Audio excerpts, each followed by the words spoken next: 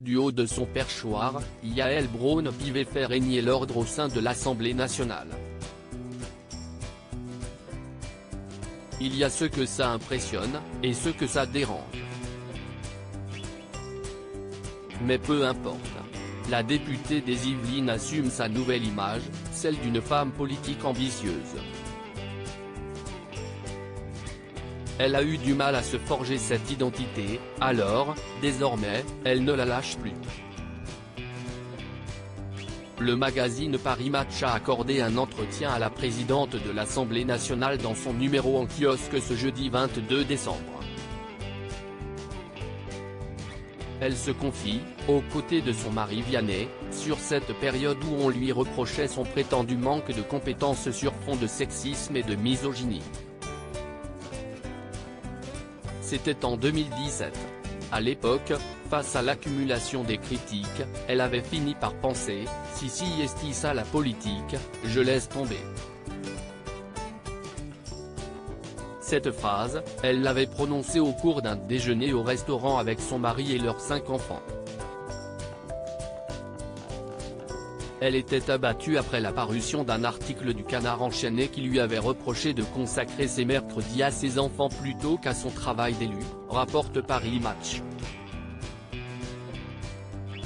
Mais l'un de ses fils l'avait vite rebosté en lui disant « Tu ne peux pas abandonner. Tu es devenu la fierté de la famille ».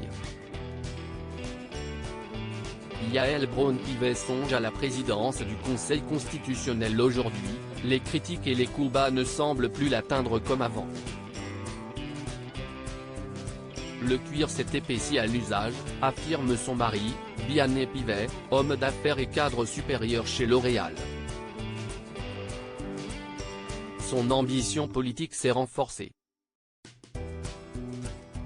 À tel point qu'elle s'imagine grimper les échelons et, pourquoi pas, devenir la première femme présidente du Conseil constitutionnel.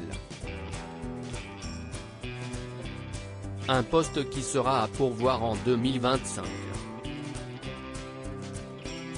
Dans son cercle politique, certains voient encore plus loin que 2025. 2027 ou peut-être 2032, pour la présidence de la République.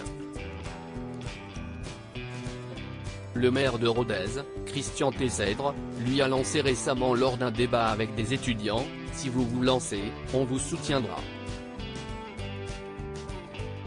Reste à savoir ce qu'en penseraient les cadres de la majorité présidentielle.